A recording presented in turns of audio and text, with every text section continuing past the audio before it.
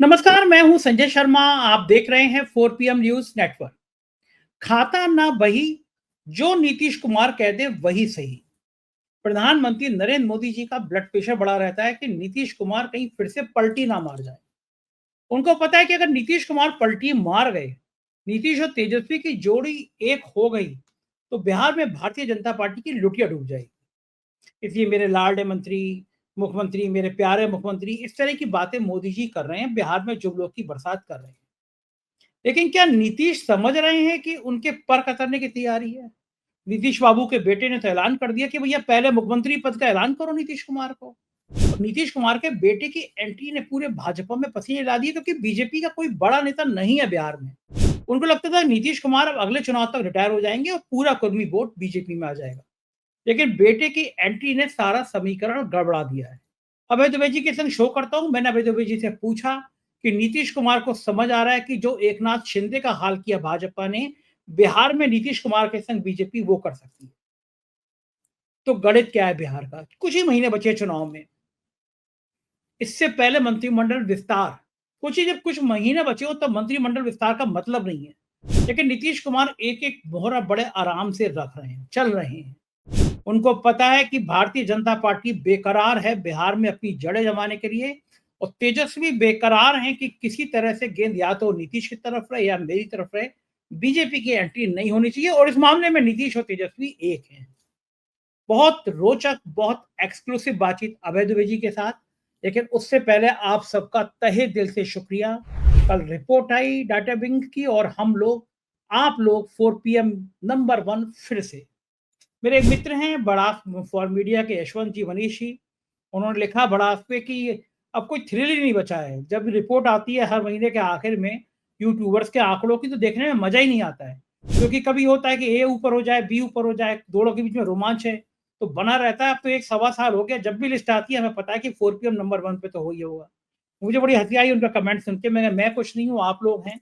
आप लोग इतना व्यूअरशिप देते हैं, पूरी दुनिया में देखा जाता है, इसीलिए चैनल लगातार नंबर 1 है। ये आपके नाम है। आपकी मैं विनम्रता के संग आभार व्यक्त करता हूँ आप सबका। आपसे रिक्वेस्ट करता हूँ, चैनल को सब्सक्राइब करिए, ज्वाइन करिए। चलते हैं अभय दुबे जी के पास। 4 PM न्यूज नेटवर्क में स्वागत है अभय दुबे जी आपका। भारतीय जनता पार्टी को लग रहा था कि नीतीश कुमार रिटायर हो जाएंगे, मतलब उम्र हो ही गई उनकी, और उसके बाद मुकाबला सीधा सीधा बीजेपी और लालू यादव या तेजस्वी यादव के बीच होगा। क्योंकि नीतीश कुमार के परिवार का तो कोई है नहीं, पार्टी खत्म हो जाएगी। लेकिन नीतीश के बेटे की जिस तरह से आमद की चर्चा चलने लगी, उससे थोड़ा बेचैनी बढ़ गई बीजेपी में। ये तो अपना पहले कह रहे थे हमारा बेटा नहीं और हमारा परिवार नहीं, लेकिन अचानक ये एंट्री कर रहे हैं। और इस बीच में मंत्रिमंडल के विस्तार की कोई मतलब नहीं है। 5-6 महीने बाद चुनाव हो रहे हैं। बिहार में चल क्या रहा है? क्योंकि बार बार चल रहा है कि नीतीश फिर पलटी मार सकते हैं, नीतीश फिर खेल कर सकते हैं, लेकिन फिर बीच में एंट्री हो जाती है, नहीं मैं इधर ही रहूंगा, मैं उधर ही रहूंगा। और मंत्रिमंडल विस्तार जब इतना कम महीने बचे होते हैं, चुनाव है ही है वहां पे, अपने प्रधानमंत्री जी ने घोषणाएं की शुरुआत करी थी, लोग मजाक उड़ा रहे हैं कि पुरानी घोषणा हो, क्या हुआ? क्या मतलब है इस बिहार की राजनीति का? मेरी समझ में तो यह है कि बिहार की राजनीति में नीतीश कुमार की शख्सियत अभी भी फंसी हुई है। बावजूद इसके कि नीतीश कुमार बुजुर्ग होते जा रहे हैं, बुजुर्ग हो ही गए हैं, और उनकी शारीरिक अक्षमताएं बढ़ती जा रही हैं। उसकी वजह से उनके बेटे को उत्तराधिकारी बनाने की कोशिश की जा रही है। इसके बावजूद मेरा मानना यह है कि उनका महत्व कम नहीं हो रहा है। भाई, एक जमाने में नीतीश कुमार की पार्टी के पास 110 विधानसभा की सीटें थी, जो घट के 45 पर आ गई। 20% से ऊपर वोट हुआ करता था, जो घटकर अब 15-16% के आसपास आ गया है। 15, 15.5, 16% के आसपास आ गया है। इस गिरावट के बावजूद जो राजनीति का करेक्ट किरदार है बिहार में, उस किरदार में नीतीश कुमार अभी भी उसके लिए महत्वपूर्ण बने हुए हैं, उस राजनीति के लिए। और इस चीज को भारतीय जनता, और खास बात यह है कि उनकी जो अहमियत है, इस अहमियत से ना तो भारतीय जनता पार्टी सहज है और न ही राष्ट्रीय जनता दल सहज है। दोनों ही सहज नहीं है इस अहमियत से। क्योंकि नीतीश कुमार दोनों को अंग्रेजी में कहते नहीं, टेंटर हुक्स पे लगते हैं। टेंटर हुक क्या होता है? एक लोहे का एक बहुत बड़ा सा हुक होता है, जिसके ऊपर मांस का एक बहुत बड़ा टुकड़ा लटका रहता है। मांस, उसको कहते हैं टेंटर हुक। तो नीतीश कुमार सबको टेंटर हुक पे लटकाए रखते हैं, सबको। बीजेपी को कभी उनके ऊपर यकीन नहीं होता कि उसके साथ रहेंगे। बावजूद उसके कि बीजेपी उनको मुख्यमंत्री बनाती है। राष्ट्रीय जनता दल को कभी यकीन नहीं होता कि उसके साथ रहेंगे, बावजूद इसके कि राष्ट्रीय जनता दल उनको मुख्यमंत्री बनाता है। ये एक अजीब सी स्थिति है, लेकिन ये एक खास बिहारी राजनीति का एक खास तरह का चेहरा है जो किसी दूसरे प्रदेश में आप वो चेहरा नहीं पाएंगे। आप देखिए महाराष्ट्र में भारतीय जनता पार्टी चूंकि बड़ा दल थी, इसलिए उसने उद्धव ठाकरे मुख्यमंत्री बनना चाहते थे। भारतीय जनता दल ने गठजोड़ तोड़ दिया, भारतीय जनता पार्टी ने उद्धव ठाकरे को अपने समर्थन से मुख्यमंत्री नहीं बनाया। तर्क ये था कि हमारे पास ज्यादा विधायक है, हम मुख्यमंत्री बने। इसके बाद में अभी फिर चुनाव हुआ, एकनाथ शिंदे मुख्यमंत्री थे, भाजपा के पास ज्यादा विधायक थे, उन्होंने कहा हमारा मुख्यमंत्री बनेगा, आप मुख्यमंत्री नहीं बनेंगे। और उसने ये झगड़ा मोल लिया एकनाथ शिंदे से। महाराष्ट्र की पूरी सरकार इस वक्त सांसद में है, लेकिन उसके बावजूद भाजपा ने अदबदा कर फडणवीस को मुख्यमंत्री बनाया। लेकिन बिहार में भाजपा के ज्यादा वोट हैं, ज्यादा विधायक हैं, इसके बावजूद वो नीतीश कुमार को मुख्यमंत्री बनाती है। और तमाम पार्टी के अंदर मांग के बावजूद और बड़ी प्रबल इच्छा के बावजूद कि भाजपा का मुख्यमंत्री बने, बीच बीच में उन लोगों के मुंह से भी निकल जाता है, नीतीश कुमार को ही मुख्यमंत्री बनाए रखा जाता है। सबसे बड़ा कारण है नीतीश कुमार के 16% वोट। भाजपा पूरी कोशिश करती है कि उन 16% वोटों का कोई विकल्प वो प्राप्त कर सके, नीतीश कुमार ना हो तो वो नुकसान ज्यादा ना हो। अब देखिए जो नए मंत्री बनाए हैं, उन मंत्रियों में देखिए क्या है, उन मंत्रियों में अति पिछड़ों के ऊपर जोर है, अति पिछड़ों के ऊपर जोर है। ये अति पिछड़ा कैटेगरी है, ये अति पिछड़ा श्रेणी जो है वो भारतीय जनता पार्टी नहीं, बिहार की राजनीति की एक बहुत ही महत्वपूर्ण श्रेणी है। नीतीश कुमार को इन अति पिछड़ों की बड़ी हमदर्दी हासिल है। मोटे तौर पर जो बिहार का कमजोर वर्ग है, उनकी महिलाओं की हमदर्दी भी नीतीश कुमार को हासिल है। और जो बिहार की ऊंची जातियां हैं, वो नीतीश कुमार को अपना नेता तो नहीं मानती, लेकिन नीतीश कुमार के प्रति असहज भी नहीं है।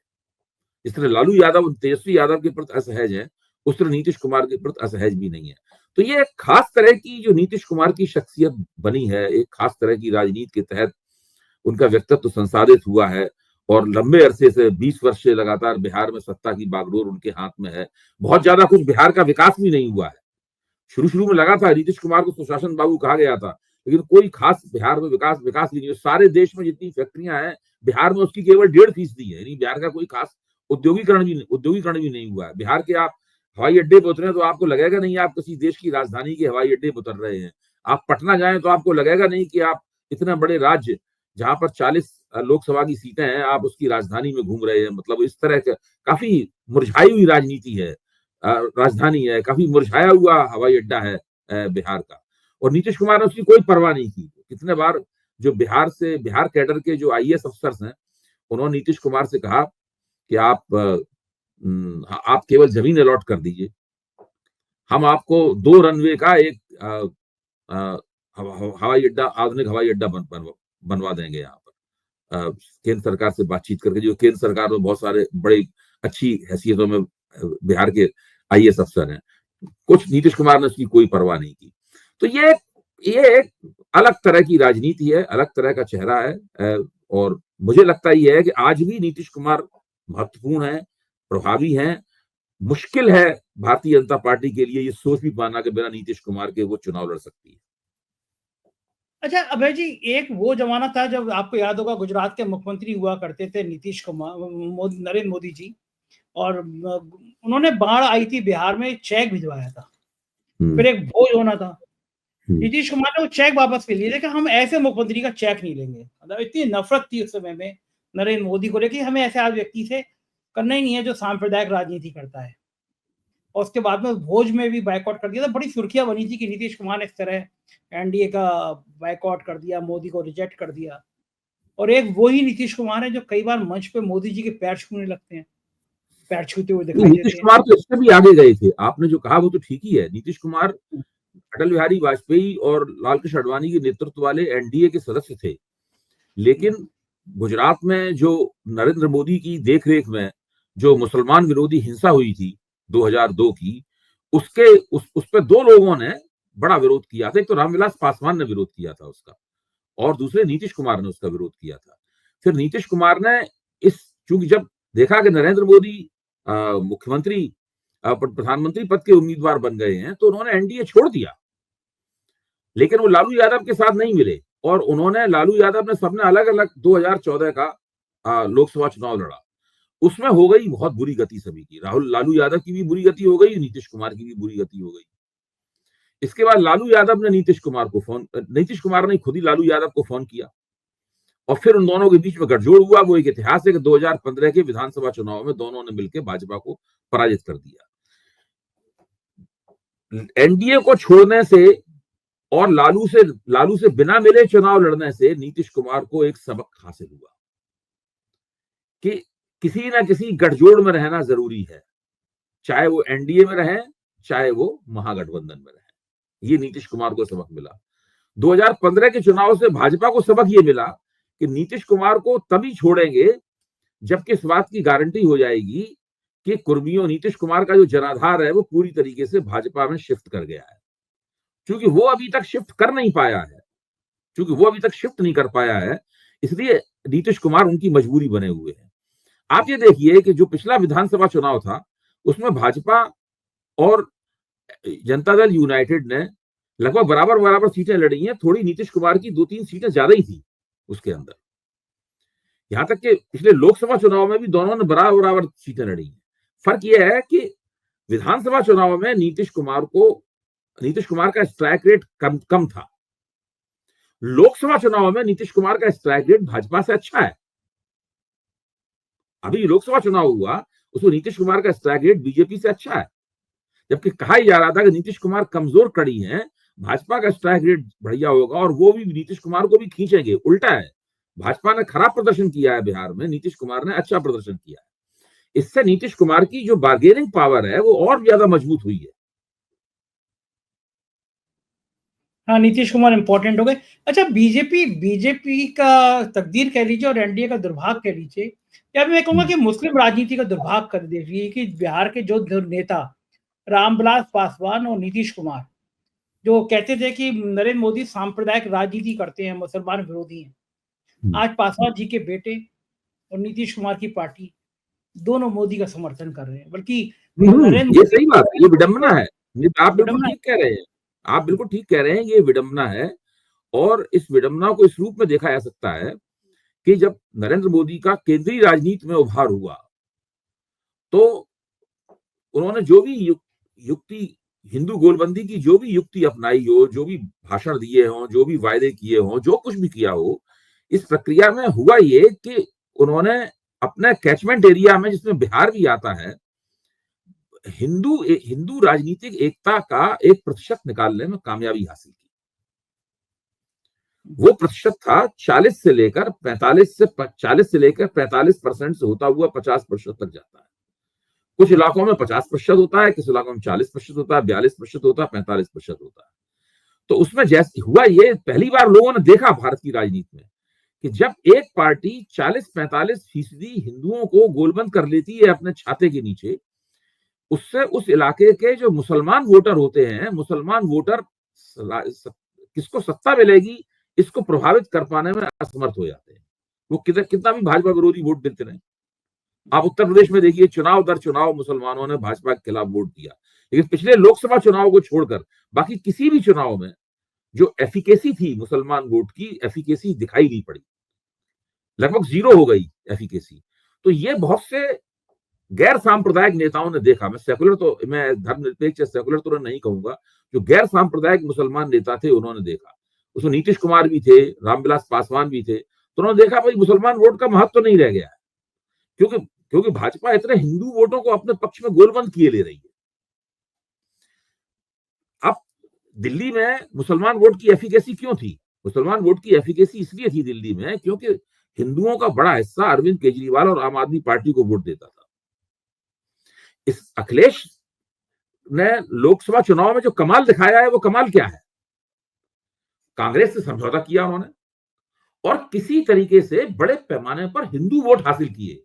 तो मुसलमान वोटों ने कॉम्प्लीमेंट्री यानी आनुषंगिक भूमिका निभाई, पूरक भूमिका निभाई और काफी प्रभाव पैदा हुआ और भाजपा चुनाव हार गई। ये है एक महत्वपूर्ण बात। अगर आप जो पार्टी मुसलमान वोट जम के प्राप्त करेगी, वो पार्टी हिंदू वोट जम के प्राप्त करेगी, वो मुसलमान वोटों के साथ मिलकर काफी प्रभाव पैदा करेगी राजनीति में, नतीजा अपने पक्ष में करेगी। ये है वो फार्मूला। जहां पर यहां पर बिहार में जो कमी हो जाती है, वो कमी क्या है? वो कमी यही है कि तेजस्वी यादव को अगर बहुत एक थोड़ा प्रतिशत भी अति पिछड़ा वोट मिलना शुरू हो जाए, तो तेजस्वी यादव को बिहार का मुख्यमंत्री बनने से कोई रोक नहीं सकता। अभी भी तेजस्वी यादव की पार्टी ही बिहार की सबसे बड़ी पार्टी है, वोट प्रतिशत की दर से के हिसाब से भी और सीटों के लिहाज से भी। अच्छा भाई जी, ये पूरे देश में मुस्लिम राजनीति के लिए बड़ी चिंता की बात है ना कि एक जमाना होता था कि सारे नेता, कांग्रेस खास तौर से मुसलमानों के इर्द गिर्द परिक्रमा करती थी और उनके वोट बैंकों से सरकार बनी जाती थी। अब कोई मुस्लिमों की जेन्युइन हक है जो उनकी बात करते हुए भी डरता है, मतलब मुसलमानों के पक्ष में खुलेआम आने से डरता है कि अगर हम खुलेआम दिखाई देगा मुसलमानों के तो हमारा हिंदू वोट खिसक जाएगा। ये इसे मैं संघ की बीजेपी की जीत कहूंगा क्या कि उन्होंने एक मुसलमानों पे कितने ही अत्याचार हो रहे हो लेकिन अब नेता खुल के मुसलमानों के पक्ष में बात करते हुए कम नजर आ रहे हैं। क्या ये बहुत बड़ी एक लिहाज से आपकी बात सही है। जो 1990 में राम जन्मभूमि आंदोलन जब अपने शिखर पर पहुंचा, तो सारे देश में धीरे धीरे जो राजनीतिक विमर्श है बदलना शुरू हुआ। बहस के जो मुद्दे हैं, बहस का जो केंद्र है, वो शिफ्ट होना शुरू हुआ। उसमें धीरे धीरे जो चुनावी रणनीति है वो यहाँ पे आ गई कि हिंदू वोट किसको ज्यादा मिलेंगे। पहले भी थी ऐसी बात, पहले भी ऐसी स्थिति थी, लेकिन इतना ज्यादा चूंकि हिंदू विमर्श वैसा नहीं था, इसलिए मुसलमानों के पक्ष में बात की जा सकती थी। जब बीजेपी ज्यादा बड़ा हिंदू गोलबंदी करने लगी तो मुसलमान वोटों का महत्व उसके लिहाज से कम हो गया। तो लोगों को क्या लगा कि अगर मुसलमानों की हम ज्यादा बात करेंगे तो हम पे हिंदू विरोधी होने का बिल्ला चस्पा हो सकता है और हिंदू प्रतिक्रिया हमारे खिलाफ होगी, हिंदू वोट हमको नहीं मिलेगा। तो इससे तमाम नेता और पार्टियां जो मुसलमानों के विरोधी नहीं थे वो भी डर गए इससे। लेकिन अब इसमें संशोधन होना शुरू हुआ है, मेरा मानना है। और उस संशोधन करने का श्रेय मैं मानता हूं दो नेताओं को जाता है। एक नेता का नाम है राहुल गांधी और दूसरे का नाम है अखिलेश यादव। राहुल गांधी ने जब भारत जोड़ो यात्रा की तो उन्होंने मोहब्बत की दुकान वाला फिक्रा इस्तेमाल किया। उसका सीधा मतलब यह था कि वो मुसलमान वोटों को संबोधित कर रहे थे। उन्होंने साफ तौर पर कहा कि मुसलमानों के साथ जो हिंदुस्तान में नफरत फैलाई जा रही है, हम उसका विरोध करते हैं। भाई, मोहब्बत की दुकान का व्यावहारिक मतलब यही था और उसका कांग्रेस को बहुत फायदा हुआ, मैं ये मानता हूँ। राहुल गांधी को निजी तौर पर फायदा हुआ, कांग्रेस को फायदा हुआ। वो फायदा उन्होंने लोकसभा चुनाव में उन तक पहुंचते हुए दिखाई पड़ा। अखिलेश यादव ने भी इस बात को समझा और अखिलेश यादव ने भी जो मुस्लिम पक्ष है, मुस्लिम पक्ष को पहले के मुकाबले ज्यादा स्पर्श करना शुरू किया। आप देखिए, ये जो योगी आदित्यनाथ ने विधानसभा में कुंभ के सवाल पर जो सुअर और गिद्ध वाली भाषा बोली, उसमें समाजवादी पार्टी के प्रवक्ता ने जब 2013 में जिक्र आया कि 2013 में आजम खां को बनाया गया था कुंभ का इंचार्ज, तो आजम खां का बजाय इसके कि इस बात पे समाजवादी पार्टी बचाव की मुद्रा में आती, क्योंकि मुख्यमंत्री ने छीटाकशी की थी, जम के उन्होंने कुंभ का आजम खां का समर्थन किया और आजम खां की प्रशंसा की। बहुत दिनों बाद मुझे लगा कि इस तरह खुल के कोई व्यक्ति जो है उत्तर प्रदेश की राजनीति में इस तरह खुल के इस सवाल के ऊपर बोल रहा है। तो अब चीज बदलने लगी है और इस बदलने का एक सबसे बड़ा तर्क ये है, जो बार बार कहता हूं उसके, कि जो राम मंदिर का फायदा नहीं मिला, राम मंदिर की प्राण प्रतिष्ठा का फायदा भारतीय जनता पार्टी को नहीं प्राप्त हुआ। अगर कहीं फायदा प्राप्त हो जाता और भाजपा को स्पष्ट बहुमति मिल जाता, 500, 400, 800 सीटें मिलती ना मिलती, तो फिर से वही उसी तरह का माहौल बनता। उसके बाद से परिस्थितियां बदल गई हैं काफी।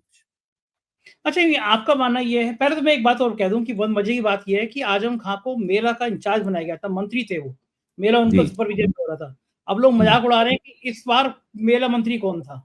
मेरे एक काम नगर विकास मंत्रालय में आता है, एक तरह का नगर विकास का डेवलपमेंट करना था। नगर विकास मंत्री मोदी जी की आत्मा अरविंद कुमार शर्मा, एक टाइम में बताया जा रहा था कि साहब वो जो है वो मुख्यमंत्री बन जाएंगे, डिप्टी सीएम बन जाएंगे। इन्हें ढक्कन बना दिया योगी जी ने उनको कि बेचारे वो मेले के इंचार्ज भी मंत्री नहीं बन पाए। ये योगी जी ने उनके पर कर दिए बिल्कुल। तो आप जो, मैं संदर्भ में आता हूँ, जो आप कह रहे थे कि अयोध्या ने एक मैसेज दिया, देखिए, मिल्कीपुर का चुनाव मुझे कहने में कोई संकोच नहीं है, एकदम डकैती वाला चुनाव था।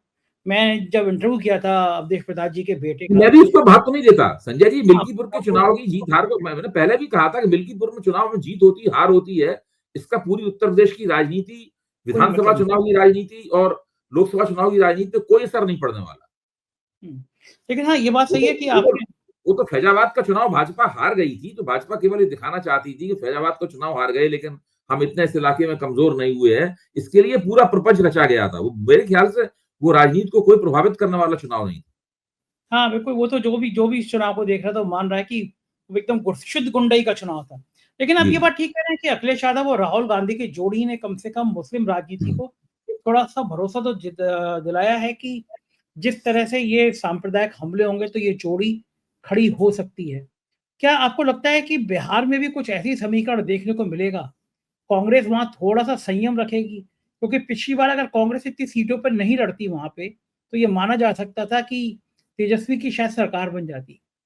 लोग तर्क देते हैं कि अगर कांग्रेस ऐसे क्षेत्रीय दलों के लिए जगह छोड़ती रहेगी तो उसका क्या होगा? एक बड़ा वर्ग कांग्रेस का ये भी तर्क देता है कि अगर हम बार-बार रीजनल पार्टी के लिए देते रहेंगे जगह तो हमारा क्या होगा? अगर लगता है कि अरे कांग्रेस भाई, जा जिन जिन जिन क्षेत्रों में संजय जी, जिन क्षेत्रों में कांग्रेस ताकतवर नहीं है और रीजनल पार्टी ही ताकतवर है, तो वहां तो रीजनल पार्टी को ही जगह देनी पड़ेगी कांग्रेस को। अब कांग्रेस का अतीत में बिहार पे क्लेम था, कांग्रेस का अतीत में उत्तर प्रदेश पे क्लेम था, दावा था। उसके आधार पर तो कांग्रेस आज सीटें नहीं मांग सकती है वहां पर। देखिए, अखिलेश ने भी इस गलती को स्वीकार किया है कि वो कांग्रेस को उत्तर प्रदेश में उसकी सांगठनिक क्षमता से ज्यादा सीटें देते रहे हैं। इससे अखिलेश को भी वहां पर उत्तर प्रदेश में नुकसान हुआ है। अब सवाल यह है कि कांग्रेस अपने साथ में एक नैरेटिव भी लेके आती है। दिक्कत की बात यह है कि कांग्रेस का मूल्यांकन केवल उसकी सांगठनिक क्षमता के आधार पर नहीं किया सकता। ठीक है, कांग्रेस बिहार में कमजोर है, उत्तर प्रदेश में कमजोर है, लेकिन कांग्रेस के पास में एक विरासत है और एक नेशनल नैरेटिव कांग्रेस के पास में है। कांग्रेस अगर विधानसभा में आपके साथ है, तो वो इस तरह से साथ में आती है कि लोकसभा में भी वो आपके साथ रहेगी। विधानसभा में भले ही वो आपके चुनाव में इतना वैल्यू एडिशन ना कर पाए जितना वो फिर कहती है लोकसभा में वो वैल्यू एडिशन करेगी आपके चुनाव में। लेकिन पिछले अनुभवों की रोशनी में अब जब बिहार के अंदर सीटों का आदान प्रदान होगा, तो निश्चित रूप से कांग्रेस को इस बात पे ज्यादा जिद नहीं करनी चाहिए कि उसे बहुत ज्यादा सीटें मिले, उसके बाद उन सीटों पे अच्छा प्रदर्शन वो ना कर पाए और कुल मिलाकर बीजेपी को हराने का जो लक्ष्य है, लक्ष्य में वो चूक जाए उसमें। अच्छा ये बताइए अभय जी, आपका तो चूँकि मुझसे कहीं ज़्यादा बड़ा राजनीतिक अनुभव है और आप मुझसे ज़्यादा चीज़ें समझते भी हैं। बिहार में क्या ये तय है कि नीतीश बाबू बीजेपी के साथ ही चुनाव लड़ेंगे या फिर एंड टाइम पे नीतीश और तेजस्वी भी एक हो सकते हैं? बिहार की राजनीति बिल्कुल समझ में नहीं आती। वहाँ जब बात करो हमारा वहाँ देखिए, कोई आज की हम तो मैं तो केवल ये कह सकता हूँ, हो कुछ राजनीति में हो कुछ भी सकता है। पहली बात हाँ, तो कुछ भी हो सकता है। नीतीश कुमार के मन में क्या चल रहा है, हम लोग नहीं देख पा रहे, लेकिन वो हो सकता है देख रहे होंगे। बीजेपी हमारा तख्ता उलटने की कोशिश कर रही है। क्योंकि देखिए, अभी तक भारतीय जनता पार्टी ने ये नहीं कहा है कि अगले मुख्यमंत्री नीतीश कुमार होंगे। घुमा फिरा के भारतीय जनता पार्टी केवल ये कहती है कि उनके नेतृत्व में चुनाव होगा। हुँ। तो ये जो नेतृत्व में चुनाव होगा, ये जो कहने का तरीका है, इसका एक मतलब निकाला जा सकता है कि भाई मुख्यमंत्री बनेंगे, लेकिन ये कोई गारंटी शुदा मतलब नहीं है। हाँ, अब प्रधानमंत्री अपनी मीटिंगों में कहते हैं कि हमारे लाडले मुख्यमंत्री, ये सब तो बोल रहे हैं, लेकिन स्पष्ट रूप से ये नहीं बोल रहे हैं कि अगर एनडीए जीतेगा तो नीतीश कुमार के नेतृत्व में चुनाव होगा और नीतीश कुमार ही अगले मुख्यमंत्री बनेंगे। ये बात साफ तौर पर नहीं कही जा रही है। हाँ, नीतीश को लग रहा है कि शिंदे वाला हाल ना हो जाए जो शिंदे के संग हो रहा है वहाँ पे हाँ हाँ हाँ महाराष्ट्र में। हाँ। जी जी। शिंदे की तो तो बहुत बुरी हाँ, हालत हुई है। देखिए, ये हो सकता है क्योंकि पिछली बार भी भाजपा के ज्यादा विधायक जीते थे, भाजपा का वोट प्रतिशत भी अच्छा था। अगर इस बार भी भाजपा के ज्यादा विधायक जीतेंगे और वोट प्रतिशत उसका अच्छा होगा, तो जब बाद में मुख्यमंत्री बनने का सवाल होगा, तो भाजपा नीतीश कुमार से कह सकती है, चुनाव तो हो गया, इसे कह सकती है कि भाई इस बार मुख्यमंत्री हमारा बनेगा, आप बहुत मुख्यमंत्री बन लिए, अब आशीर्वाद दीजिए आप हमें। हुँ, मतलब इस प्रकार की बात उनसे कह सकती है और बदले में प्रस्ताव रख सकती है कि आपके बेटे को उप मुख्यमंत्री बना देंगे। हुँ, मतलब इस तरह का बहुत कोई प्रस्ताव रखा जा सकता है। उसका भी राजनीति में उसको स्थापित करने में मदद करेंगे। तो बेटे के जरिए कुर्मी वोटों का लाभ भाजपा को मिलता रहेगा और बाद में जाके वो बेटा जो है जब नीतीश कुमार बिल्कुल वानप्रस्थ में चले जाएंगे तो बाद में बेटा भाजपा में शामिल हो जाएगा। जैसे ही बेटा भाजपा में शामिल होगा वो कुर्मी वोट जो है भाजपा के जनाधार का अंग हो जाएगा। इस प्रकार की भी एक चाल भाजपा के मन में हो सकती है। तो चुनाव से पहले तो कभी वो ऐसा कोई कदम नहीं उठाएंगे इससे नीतीश कुमार चौंके। लेकिन नीतीश कुमार बहुत ही जैसे कहते हैं गहरी नजर रखते हैं। मैं घाक शब्द का इस्तेमाल तो नहीं करूंगा, वो नकारात्मक शब्द है, लेकिन वो अंदर से देख लेते हैं कि कहां भाजपा जो है उनकी कुर्सी, उनकी उनकी उनके नीचे की जाजिम जो है, कालीन जो है वो खींचना चाहती है। वो हम लोग नहीं देख पाएंगे, नीतीश कुमार ही देखेंगे। वो जब तब दिखाई पड़ेगा पता लगा पलटी मार गए। हाँ, उनके बेटे की तरफ से जो बार-बार अपील आ रही, बीजेपी ने हवा खराब कर दी कि नीतीश जी को मुख्यमंत्री पद का चेहरा डिक्लेयर करना चाहिए। मतलब मुझे लगता है नीतीश की पार्टी एंड टाइम पे गच्चा इस बात पे भी मार सकती है कि भैया या तो मुख्यमंत्री का चेहरा घोषित करो, वरना ओके टाटा बाय बाय, हम तो चले। ऐसा कर सकती है। देखिए, इस तरह से कहा हुआ नहीं आएगा। नीतीश कुमार की एक और खूबी है, जैसे कि याद कीजिए जब राहुल गांधी ने उनको इंडिया गठबंधन का संयोजक नहीं बनने दिया उस मीटिंग में, उसके बाद नीतीश कुमार ने केवल एक ही बयान दिया कि मुझे संयोजक बनने में कोई दिलचस्पी नहीं, और वो वहां से चले गए। और चले जाने के बाद उन्होंने दूसरा कदम ये उठाया कि वो दोबारा भारतीय जनता पार्टी के साथ हो गए और महागठबंधन उन्होंने छोड़ दिया। उस वक्त जब मुझसे पूछा गया था नीतीश को क्या करेंगे, तो मैं ये भविष्यवाणी करने में मैं असमर्थ साबित हुआ कि वो छोड़ देंगे इंडिया गठबंधन। क्योंकि तब हम लोगों ने ये कहा था कि वो इतनी दूरी तरफ निकल आए हैं कि अब वो इंडिया गठबंधन नहीं छोड़ सकते। हम लोगों का तर्क ये था, जो उस वक्त स्वाभाविक तर्क लगता था। लेकिन नीतीश कुमार ने हमें झूठा गलत साबित किया। हाँ, सही बात है। उन्होंने छोड़ दिया इंडिया गठबंधन। मैं तो मानता हूं उस बात को। आपके साथ ही बातचीत में हम लोगों ने यही सब बातें की थी ना, आपको याद होगा, ये सब बातें की थी। बिल्कुल सही बात है। हाँ, हाँ। तो वो, लेकिन वो कुछ भी कर सकते हैं नीतीश कुमार। इसलिए जो यात्राएं कर रहे हैं, ज्यादातर चुप रहते हैं, कम बोलते हैं, उनके वक्तव्य वगैरह बहुत कम आते हैं नीतीश कुमार के। जब उनकी बहुत आलोचना वगैरह होती है उसका भी जवाब आजकल तो उसका भी जवाब नहीं देते नीतीश कुमार। एक और नया देखिए, बीच में अभी पिछले 6-7 महीने से आप देखिए नीतीश कुमार ने अपनी आलोचनाओं वगैरह का भी जवाब नहीं दिया है। उनको कोई बहुत भाषण देते हुए भी उनके क्लिप नहीं आते, कुछ भी बोलते बहुत कम है आजकल। जो बोलना है बोलते रहो। हाँ, लोकसभा चुनाव के बाद से कहाँ बोले अभी तक कुछ भी वो। हाँ, ज्यादा कुछ नहीं बोले, थोड़ा बहुत कभी कुछ एक आध वाक्य बोल दिए हो तो बोल दिए हो। ठीक बात है। राजनीति वो इस वक्त राजनीति की शैली जो है कुछ ऐसी भी है, उसको डिकोड करना मेरे ख्याल से भाजपाइयों के लिए भी थोड़ा मुश्किल होगा। बिल्कुल सही बात है। बिहार पे निगाह बनी रहेगी। बहुत बहुत शुक्रिया अभय जी, आपने इतना समय दिया। Thank you.